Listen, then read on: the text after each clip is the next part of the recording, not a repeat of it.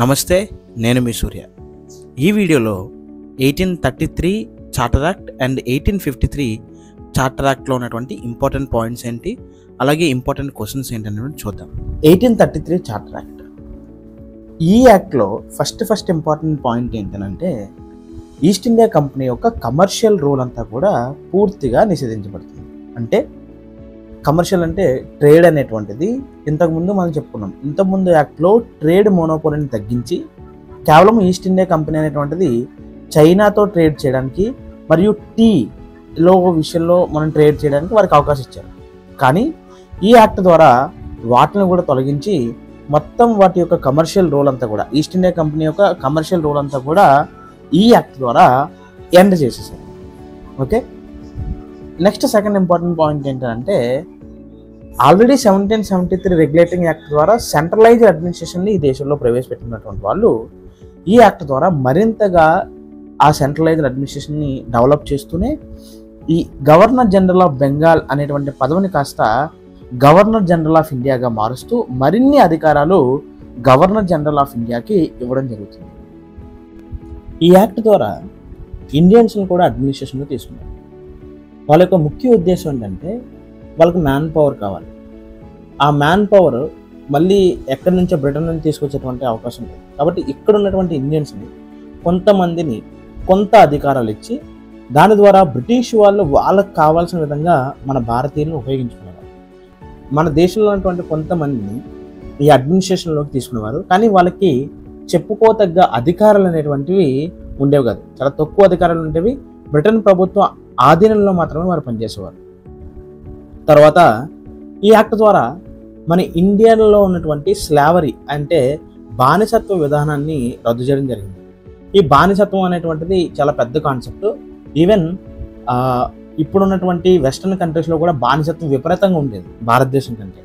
But భారతదేశంలో ఉన్నటువంటి slavery వ్యవస్థని ఈ యాక్ట్ ద్వారా రద్దు చేయడం జరిగింది.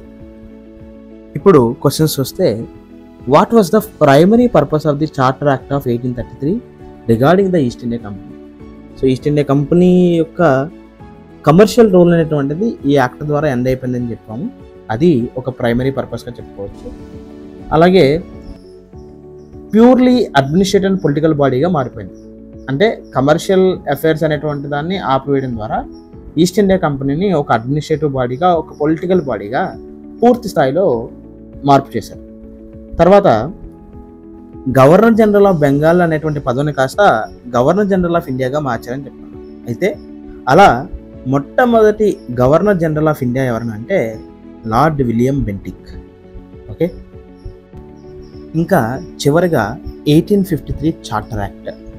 ఈ యాక్ట్ ద్వారా ఫస్ట్ వీళ్ళు తీసుకున్నటువంటి మేజర్ డిసిషన్ ఏంటంటే సపరేషన్ ఆఫ్ పవర్స్. ఏదైతే గవర్నర్ జనరల్ ఆఫ్ ఇండియా దగ్గర ఉన్నటువంటి కౌన్సిల్ ఏదైతే ఉందో ఆ కౌన్సిల్ యొక్క పవర్స్ అనేటువంటి డివైడ్ చేశారు. అంటే లెజిస్లేటివ్ ఫంక్షన్స్, ఎగ్జిక్యూటివ్ ఫంక్షన్స్ అనేటువంటి విధంగా డివైడ్ చేసి ఎవరి అధికారాలు కలగడం జరిగింది. అంటే లెజిస్లేటివ్ ఫంక్షన్స్ని వాళ్ళకు ఉండేటువంటి పవర్స్ డిఫరెంట్గా ఉంటాయి, ఎగ్జిక్యూటివ్ ఫంక్షన్స్, ఎగ్జిక్యూటివ్ పవర్స్ డిఫరెంట్గా ఉంటాయి. ఈ విధంగా ఈ డివైడ్ చేయడం ద్వారా modern day parliamentary form of government ఏ విధంగా ఉంటుందో ఆ విధమైనటువంటి వ్యవస్థని 1853లోనే క్రియేట్ చేయడం జరిగింది.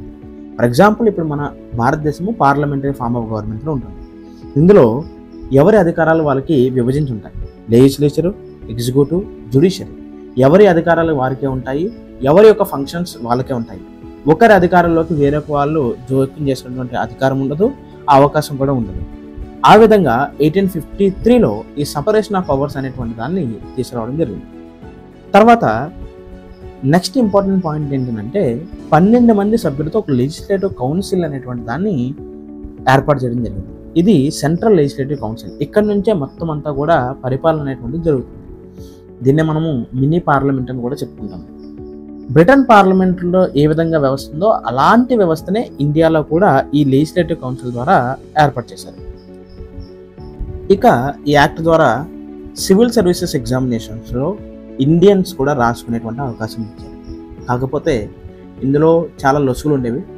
19 సంవత్సరాల వరకు మాత్రమే వాళ్ళకి ఏజ్ లిమిట్ అనేటువంటిది ఉండేది. అది కూడా సివిల్ సర్వీసెస్ అనేటువంటివి ఇక్కడ రాయడానికి ఉండేది కాదు, బ్రిటన్ వెళ్ళి రాయాలి. సో చాలా కష్టం అయ్యేది. దానికోసము సత్యేంద్రనాథ్ ఠాగూర్ అనేటువంటి వ్యక్తి చాలా పోరాటం చేయడం జరిగింది. మన దేశంలో చాలామంది కూడా ఇంత కష్టంగా ఉన్నప్పటికీ కూడా, ఇన్ని రెస్ట్రిక్షన్స్ పెట్టినప్పటికీ కూడా ఇండియన్ సివిల్ సర్వీసెస్లో గొప్ప ర్యాంకులు సాధించినటువంటి తెలివైన వాళ్ళు చాలామంది ఉన్నారు. ఫర్ ఎగ్జాంపుల్ సుభాష్ చంద్రబోస్, ఆయన టాప్ ర్యాంకులో పాస్ అయ్యారు.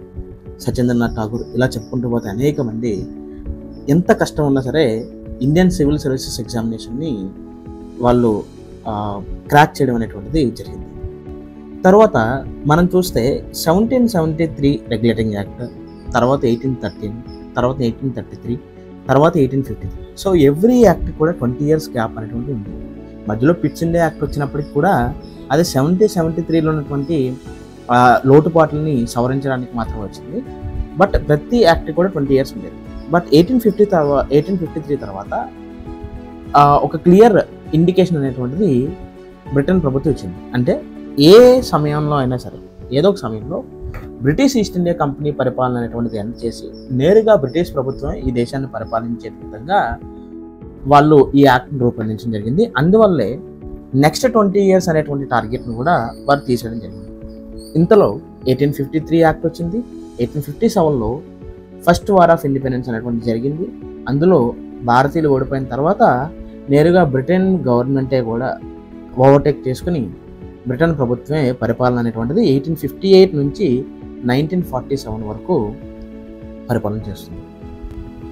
అలాగే ఇండియన్స్ని కూడా ఈ ఇండియన్ లెజిస్లేటివ్ కౌన్సిల్లోకి కొంతమందిని మెంబర్స్గా తీసుకోవడం జరిగింది. దాని ద్వారా లోకల్ ఇండియన్స్ని కూడా ఇండియన్ లెజిస్లేటివ్ కౌన్సిల్స్లో రిప్రజెంటేటివ్స్గా తీసుకోవడం జరిగింది. ఇక్కడతోటి 1853 యాక్ట్ అనేటువంటిది ముగుస్తుంది. ఈస్ట్ ఇండియా కంపెనీ రూలింగ్ అనేటువంటిది కూడా ముగుస్తుంది. ఇంకా ఇందులో ఉన్నటువంటి ఇంపార్టెంట్ క్వశ్చన్ ఏంటనేటువంటిది మనం చూస్తే, which charter act introduce the civil services in India? So భారతదేశంలో సివిల్ సర్వీసెస్ని ప్రారంభించినటువంటి యాక్ట్ ఏదని అడిగితే చార్టర్ యాక్ట్ ఆఫ్ 1853 అని చెప్తారు. సో ఈ మొత్తం అంతా కూడా ఈస్ట్ ఇండియా కంపెనీ రూలింగ్లో ఉన్నటువంటి టైం పీరియడ్లో వచ్చినటువంటి యాక్ట్స్ ఏంటి, చేంజెస్ ఏంటి, అదేవిధంగా కొన్ని ఇంపార్టెంట్ క్వశ్చన్స్ కూడా మనకి ఎగ్జామ్ పాయింట్ ఆఫ్ వ్యూలో చూసాం. సో ఇక్కడతో ఈస్ట్ ఇండియా కంపెనీ యొక్క పరిపాలన అనేటువంటిది ముగిసింది. నెక్స్ట్ వీడియోలో 1858 నుంచి 1947 వరకు వచ్చినటువంటి యాక్ట్స్ ఏంటి, బ్రిటిష్ క్రౌన్ యొక్క రూల్ ఎలా ఉంది, ఏమేమి చేంజెస్ జరిగేటువంటిది నెక్స్ట్ వీడియోస్లో చూద్దాం. నా వీడియోస్ మీకు నచ్చినట్టయితే లైక్ చేయండి, షేర్ చేయండి, కామెంట్ చేయండి. మీ విలువైనటువంటి అభిప్రాయాన్ని కామెంట్ రూపంలో తెలియజేయండి. రెగ్యులర్గా ఫాలో అయ్యేటువంటి వాళ్ళు ఎవరైనా సరే సబ్స్క్రైబ్ చేయకపోతే సబ్స్క్రైబ్ చేయండి. అలాగే కొత్తగా నా వీడియోస్ చూసేటువంటి వాళ్ళు ఎవరైనా ఉంటే వాళ్ళు కూడా ఖచ్చితంగా సబ్స్క్రైబ్ చేయండి. Thank you. Your Surya.